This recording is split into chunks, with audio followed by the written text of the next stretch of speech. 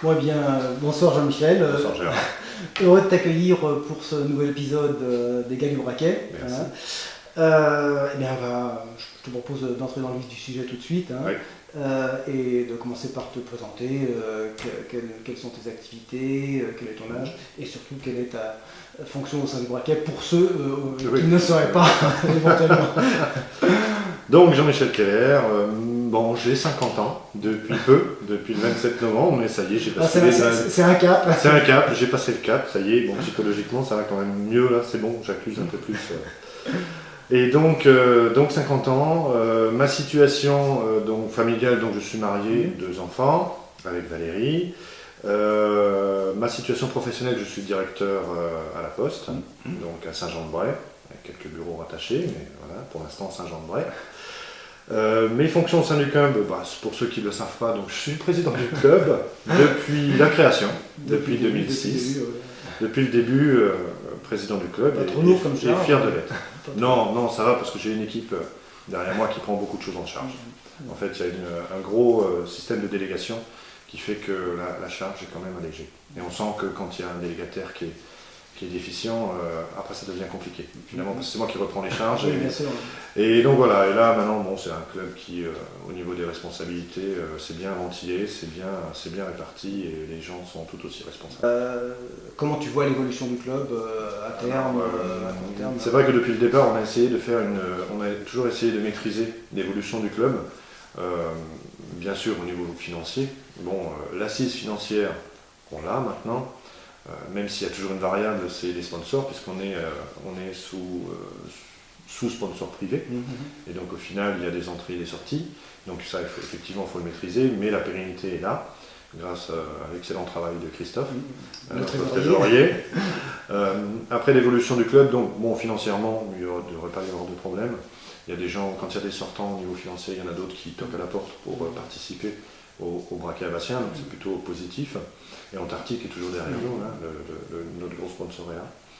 Après, l'évolution en matière de personnes a toujours été maîtrisée, même si on est passé de 8 coureurs en 25, une trentaine avec 25 actifs. Mais on sent que là, on atteint une vitesse de croisière, un seuil.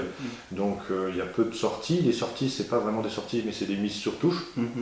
Donc au final, on recrute peu.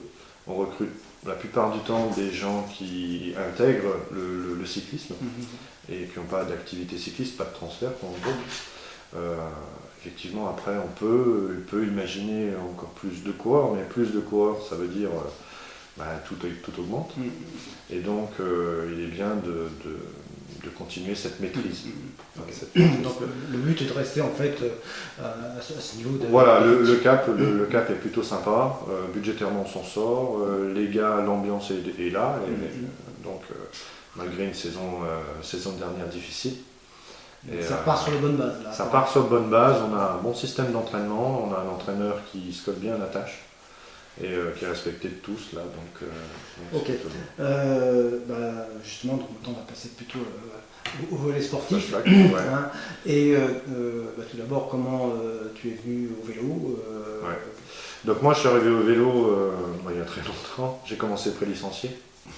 Donc ça date pas d'hier. J'ai commencé pré-licencié, et j'avais mal commencé finalement le vélo, puisque je crois qu'au bout de 10 coups de pédale, j'étais déjà par terre. Parce qu'en fait, j'ai quasiment appris à faire du vélo avant de marcher. On m'a mis tout de suite sur le vélo parce qu'il y avait des membres de la famille qui faisaient du vélo. Donc naturellement, ça s'est enclenché comme ça. Mon père faisait un petit peu pour s'amuser. Et puis moi, on m'a prêté un vélo. J'avais pas de vélo, j'avais pas de tenue, rien. On m'a tout prêté. Malheureusement, j'ai chuté juste après le départ. Mais après, ça s'est arrangé. Donc pré-licencié, et puis pré-licencié jusqu'en senior première année. J'étais 3e caté, enfin l'équivalent de là actuellement, 3e caté, directement en 3e ou en 2e, je sais plus. Et après, je suis monté à Paris, puisque c'était en Alsace. C'est un peu plus nivelé qu'ici, les dénivelés sont un peu plus importants. Et donc Paris, professionnellement parlant, j'ai voulu intégrer, j'avais des contacts sur la SPTT Paris, qui était à l'époque DNA, l'équivalent de DNA. Et puis j'ai rencontré ma première femme. Et puis voilà, c'était fini. C'est souvent comme ça. C'est souvent comme ça. Voilà, et donc, hormis le vélo, est-ce que tu as d'autres passions? à l'époque, non, j'avais pas. Oui, enfin à l'époque, non. Maintenant, effectivement, je fais un peu de peinture quand j'ai le temps. Maintenant, j'ai plus le temps. Mais je pense que dans une dizaine d'années, quand je serai à la retraite, ou 15 ans, je reprendrai la peinture. C'est vraiment un truc qui me plaît.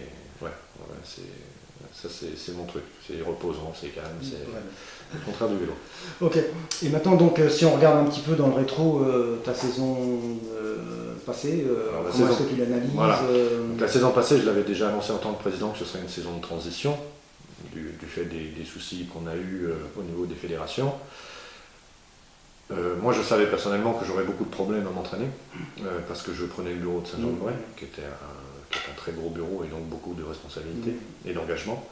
Et donc, effectivement, il s'est avéré que je me suis très peu entraîné. Faut avouer que les conditions climatiques étaient fortement compliquées l'année dernière. On ne s'est pas entraîné avant le 1er janvier. On a commencé au 1er janvier, on a eu des intempéries. Les premières courses, il y a eu le stage qui nous a un petit peu mis, puis à l'étrier. Après, les premières courses, c'était sous la pluie. Ça avait un côté dangereux, il y avait très peu d'arrivants sur le nombre de partants sur les premières courses. Ça a découragé beaucoup de gens, dont moi, honnêtement, je dois le reconnaître. Manque d'entraînement et conditions climatiques catastrophiques, ça n'incite pas à faire de la compétition. Donc, en gros, j'ai fait 4 ou 5 courses, je crois. Maigre bilan, et je crois que j'en ai fini aucune. C'est pas du tout mon style, parce qu'avant j'abandonnais jamais.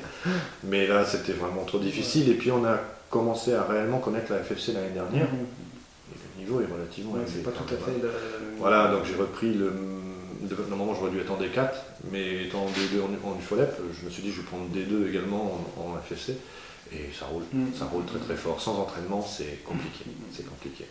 Donc je suis toujours en D2, mais je m'entraîne. D'accord. Et donc pour cette saison, alors, comment est-ce que tu... Cette saison, c'est fortement rebond. J'espère déjà beaucoup plus de participation. J'espère faire la saison pleine. Et puis j'aimerais bien, comme les saisons d'avant, au moins en gagner une. D'accord. Donc l'objectif, c'est d'essayer de gagner. Oui. Je pense que ma pointe de vitesse est toujours aussi acérée. Il faut juste la mettre à bon escient juste avant l'arrivée, parce que j'arrive pas jusqu'à l'arrivée. Mais l'année prochaine, je pense y être, et honnêtement... Si tu arrives à être dans le bon groupe... c'est bon. Après, c'est bon. Ok. Alors, d'une façon plus générale, à ce jour, quel est ton meilleur souvenir et peut-être le plus grand regret? Alors, le meilleur souvenir, quand j'étais junior, j'ai fait des courses internationales. Ça, c'est quand même quelque chose de très fort. Oui, j'imagine que ça laisse... C'est des courses par étapes au niveau international avec des coureurs allemands, belges, suisses, avec le champion du monde qui était suisse à l'époque en junior. Et c'est très dur, mais ça va hyper vite. Et bon, mais on était entraînés pour. Ça, c'est un de mes meilleurs souvenirs. C'est un de mes meilleurs souvenirs, ça. Ouais. C'est vraiment le niveau sympathique. Okay. Et ton plus bel exploit? Alors, le plus bel exploit, c'est pas ces courses parce qu'on ne fait que suivre. Ça va trop vite et c'est trop dur.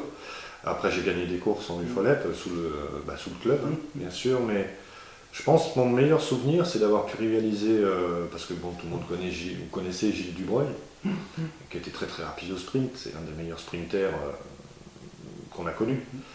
Et sur une course à Neuville, j'ai fait armes égales jusqu'à l'arrivée avec Gilles. Et c'était à couteau tiré.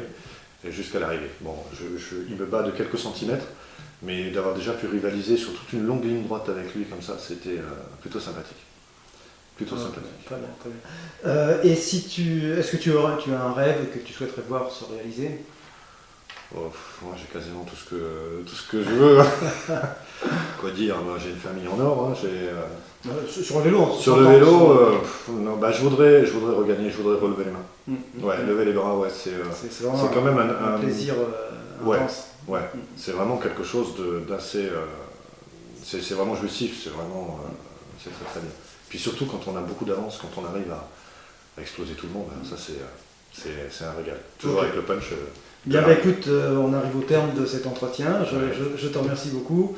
Et puis je te souhaite donc une très bonne saison. Et puis de bonnes fêtes de fin d'année, c'est le moment. Hein. Et puis donc une très bonne saison 2014. À toi, à tous et tous les membres du braquet et les gens qui nous regardent. Merci.